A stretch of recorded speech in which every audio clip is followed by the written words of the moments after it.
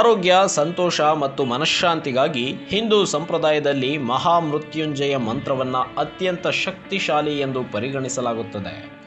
ಓಂ ತ್ರಯಂಬಕಂ ಯಜಾಮಹೇ ಸುಗಂಧಿಂ ಪುಷ್ಟಿವರ್ಧನಂ ಊರ್ವಾರುಕಮಿವ ಬಂಧನಾನ್ ಮೃತ್ಯೋರ್ಮುಕ್ಷೀಯ ಮಾಮೃತಾತ್. ಈ ಮಂತ್ರವನ್ನು ಪ್ರತಿದಿನ ಬೆಳಗ್ಗೆ ಅಥವಾ ಸಂಜೆ 11, 21 ಅಥವಾ 108 ಬಾರಿ ಜಪಿಸಬಹುದು.